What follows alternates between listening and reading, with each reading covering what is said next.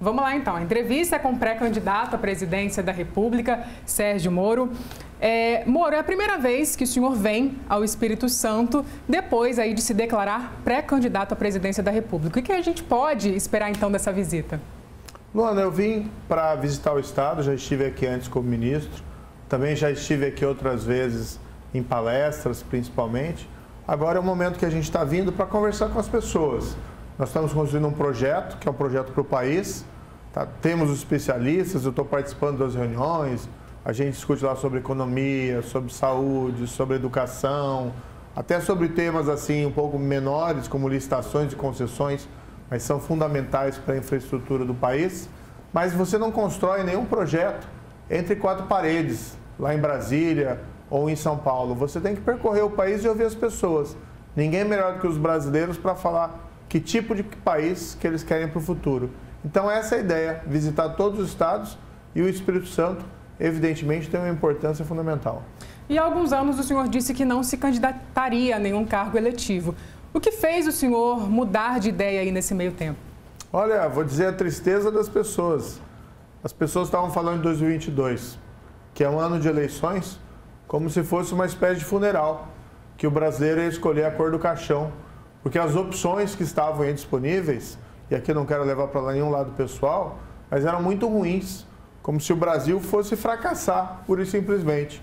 Então, vendo todo esse desânimo e vendo também muita coisa que a gente construiu no passado, as pessoas tentando desmantelar, eu resolvi colocar meu nome à disposição. Não vou desistir, vou trabalhar, vou lutar pelos meus sonhos, que acredito que sejam sonhos da maioria dos brasileiros, que é um país melhor. É uma decisão que não tem volta. Não, não tem volta. A decisão já foi muito difícil, viu, tomar essa decisão. Foi no final do ano passado.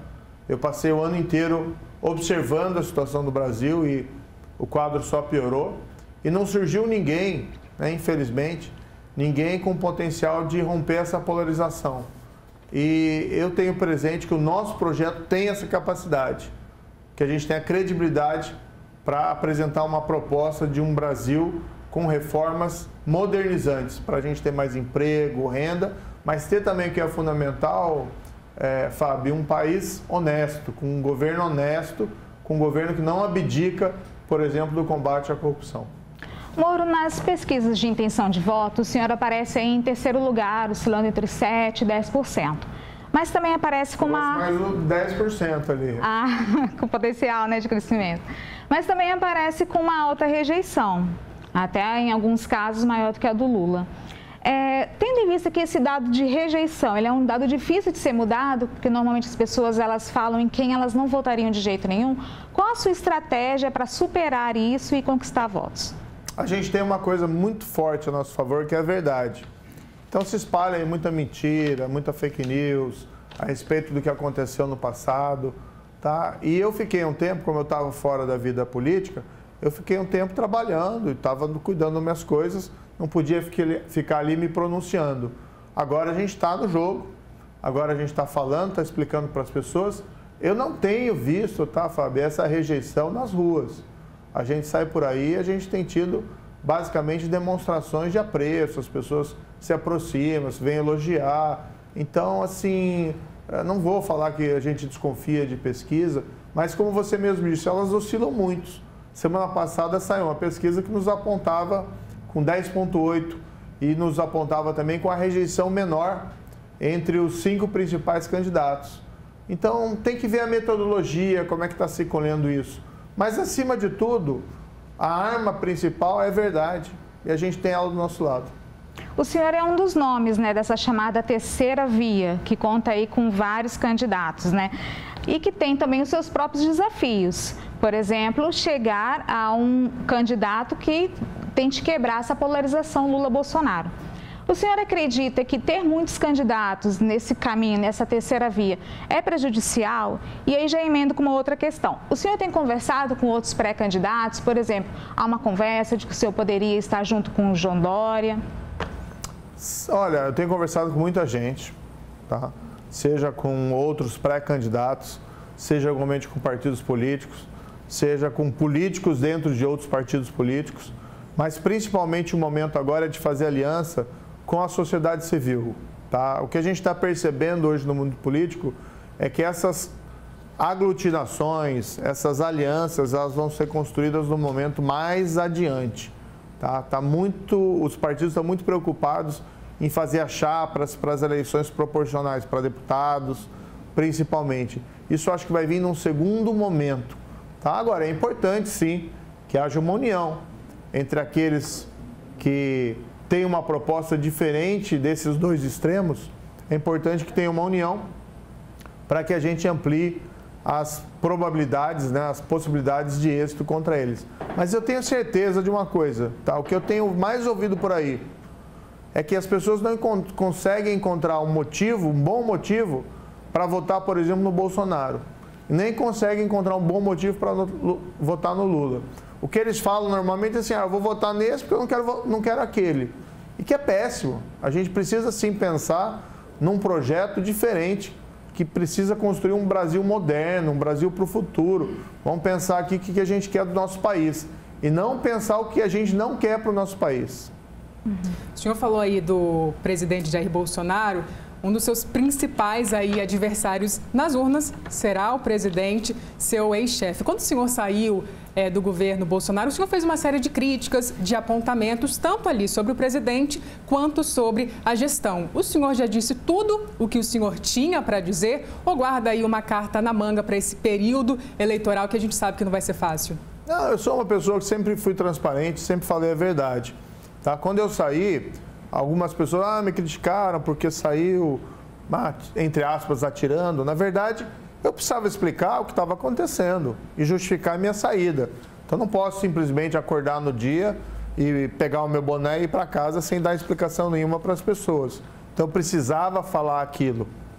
E a minha percepção é que, naquele momento, se eu tivesse ficado no governo, eu estaria sendo cúmplice de coisa errada. Eu estaria traindo, isso sim, estaria traindo a população brasileira. Porque foi a mesma população brasileira que deu o apoio para a gente avançar lá na Lava Jato. A gente tinha um monte de pressão para que aqueles processos não prosseguissem, para que a gente não condenasse, para que a gente não prendesse aquelas pessoas que se corromperam. E a gente foi adiante, porque a gente teve o apoio da população. E agora, dentro do governo, toda uma situação, você fica, mas aí você tem que ser cúmplice de coisa errada, ou você sai e vira até alvo de mentira, como eu acabei virando. Mas eu preferi ser fiel. Se eu tivesse ficado, eu teria traído a população brasileira, que tinha me dado toda aquela confiança até aquele momento. Eu preferi sair. Agora é um outro momento, a gente tem que pensar no presente e no futuro. E o que a gente tem visto hoje é que a economia não vai bem, vai mal. As pessoas estão sofrendo, falta emprego. A gente está vendo cenas de pessoas passando fome, em fila de ossos. Gente no sertão, por exemplo, lá do Nordeste, caçando lagarto para se alimentar. Então a gente precisa ter um projeto, primeiro, retomar o crescimento econômico. Esse crescimento econômico tem que ser inclusivo. Ou seja, não é para beneficiar poucos, é para beneficiar muitos. A gente precisa ter um programa sério de erradicação da pobreza e da fome. E a gente precisa retomar aquelas bandeiras que são essenciais para o país, entre elas aquela ideia fundamental que ninguém pode estar acima da lei. O que significa, se você cometer um crime, ainda que você seja poderoso, ainda que você seja influente, você tem que arcar com as consequências. O senhor se arrepende de ter feito parte do ministério do governo Bolsonaro? Olha, eu posso dizer que, como todo brasileiro, ou quase todos os brasileiros, eu me sinto desapontado com o atual governo. Porque ele foi eleito com uma série de promessas e ele não entregou. Cadê as reformas de modernização do país? Reforma administrativa, por exemplo, a reforma tributária. Cadê a abertura da economia? Cadê a inserção do Brasil na cadeia produtiva mundial, que é um caminho para a prosperidade? Cadê as pessoas melhorando de vida? Se você pode até colocar assim muito claramente, se o governo não está melhorando a sua vida, claro que tem muita coisa que depende de você. Você tem que trabalhar, você tem que dedicar, você tem que se esforçar. Mas se o governo não está ajudando, é um governo que fracassou. Eu não coloco isso como uma crítica pessoal. É uma constatação objetiva. Agora, a resposta para um governo que não está dando certo não pode ser um governo que já deu errado no passado. Porque a gente já viu o que é o governo da época do Lula. São os escândalos de corrupção, é a grande recessão que teve lá em 2014, 2016. Para você ter uma ideia, hoje a renda per capita do Brasil ainda é inferior à renda per capita que a gente tinha em 2013. Porque a crise começou lá atrás, ainda no governo do PT. E a gente está em 9 anos nessa história. Tá? Então não pode ser a resposta ao presente uma volta ao passado. A gente tem que olhar para frente, para o futuro. Tá? Então precisa ter sim uma proposta diferente para o país, que seja uma proposta de modernização, tá? Para a gente ter emprego e renda para todo mundo. Moro, falando sobre algo que aconteceu essa semana, o senhor defendeu que seja investigado o subprocurador do TCU que pediu o bloqueio dos seus bens, né? Ele também te acusa de sonegação de impostos e de conflitos de interesse quando o senhor atuou na consultoria que faz ali a administração judicial de empresas alvos da Lava Jato. Primeiro eu queria perguntar, houve conflito de interesse? O senhor atuou em algum processo referente a essas empresas? Ou o senhor acha que já começou a política e isso está sendo usado politicamente contra o senhor e contra a sua pré-candidatura? Fábio, esse processo no TCU é abuso de poder. Tá? O TCU serve para investigar governo, administração pública. O que você tem aqui é um contrato que eu celebrei quando eu já estava fora do governo e com uma empresa privada. Tá? E eu já prestei todos os esclarecimentos sobre esse fato. Né? Numa sexta-feira, numa live, há 2 semanas atrás, eu mostrei os documentos, mostrei lá que eu não prestei serviços para a empresa investigada na Lava Jato, que eu não recebi um tostão de empresa investigada na Lava Jato, tá? Que essa empresa foi nomeada por um juiz na administração judicial para cumprir e atender os credores da empresa. Aí eu não trabalhava nesse setor e até o CNPJ da empresa era diferente, que eu fui trabalhar no exterior, tá? Na sede, que não tem a ver com a filial, com os serviços aqui que estavam prestando. Então, no fundo, essa é uma história da carochinha.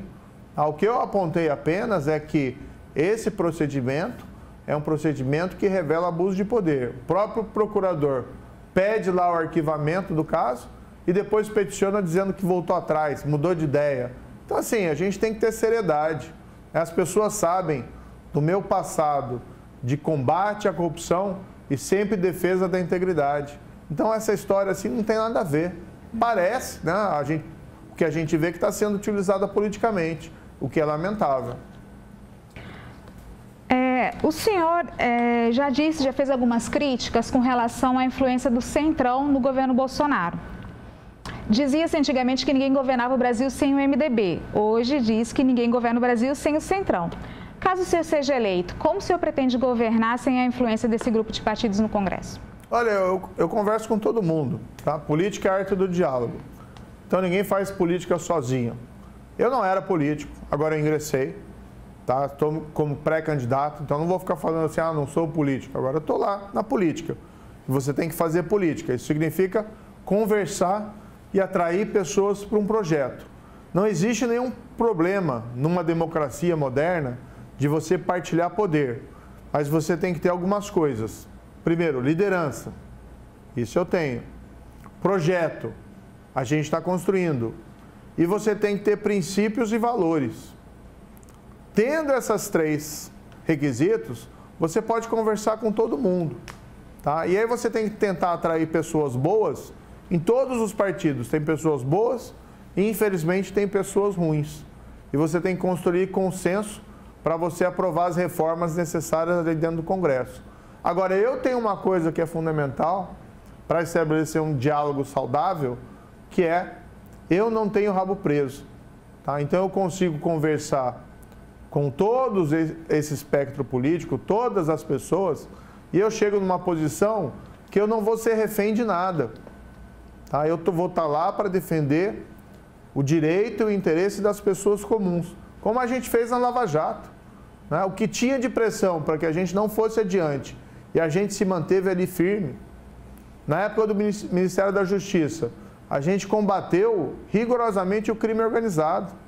Não teve ministro da Justiça, Ministério da Justiça, que combateu o crime organizado de forma mais incisiva do que o Ministério da Justiça na minha gestão.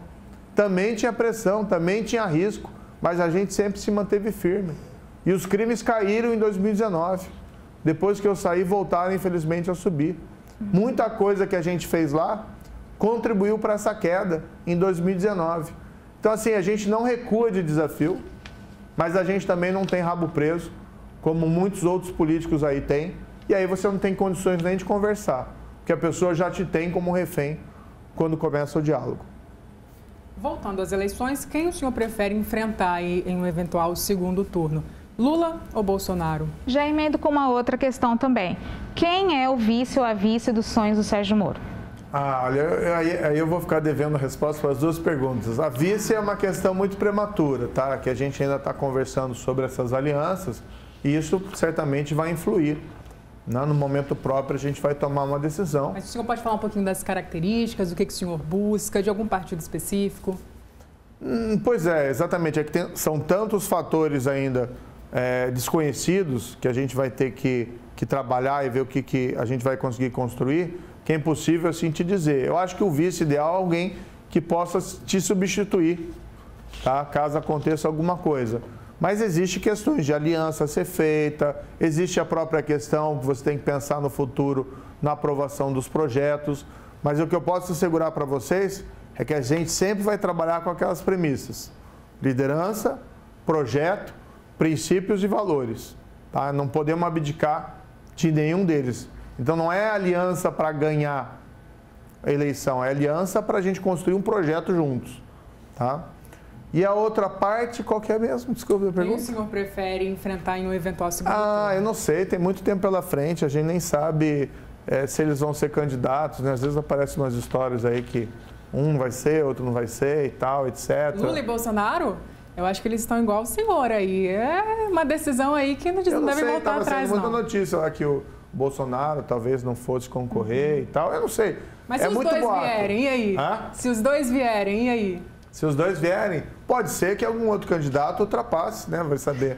Pode ser que seja um segundo turno eu e um outro candidato que não seja eles. Eu acho que está tão longe das eleições e a gente está dando por garantido que vai estar lá Lula e Bolsonaro, eu não sei.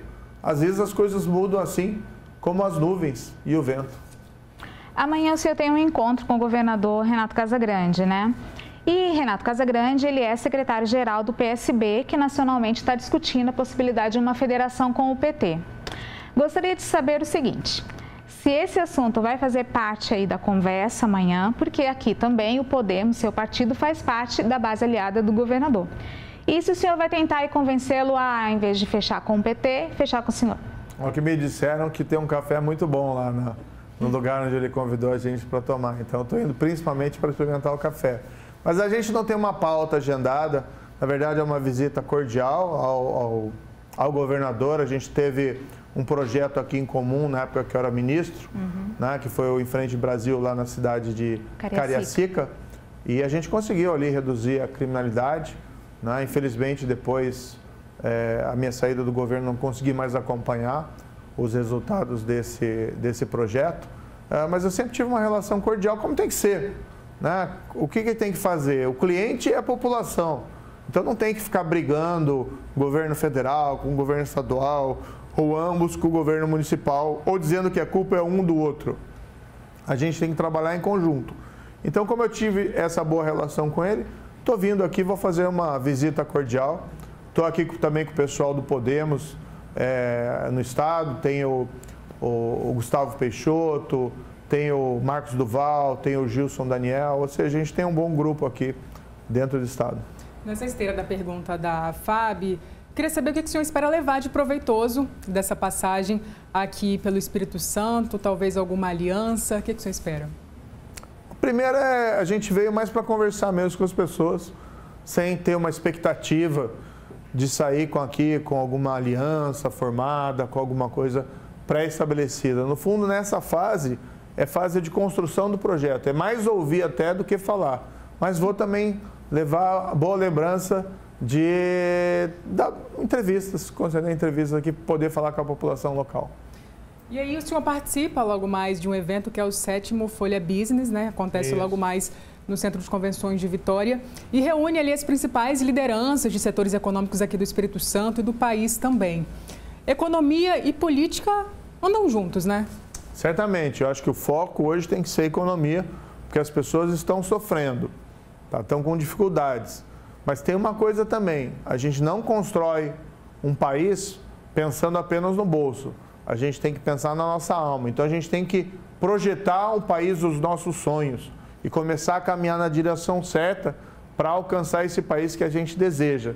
Então eu tenho dito assim, eu quero um país que eu possa chegar na minha casa, olhar lá para o meu filho e poder dizer para o meu filho, olha, filho, roubar é errado. Se você fizer isso, você vai sofrer as consequências. Mas eu te asseguro outra coisa, se você se esforçar, se você se dedicar na vida, se você estudar, se você trabalhar, você vai ter direito a uma parte da prosperidade nesse país que a gente está construindo juntos. É isso que a gente quer ter no nosso país. A gente quer ter, sim, crescimento, com inclusão, ou seja, com diminuição das desigualdades sociais, e a gente quer ter um país que a gente possa dizer com orgulho que ninguém está acima da lei. Obrigada. Obrigado, foi um prazer. Obrigada pela disponibilidade do senhor e bom evento logo mais, Obrigado, vai ser ótimo, vai ser ótimo.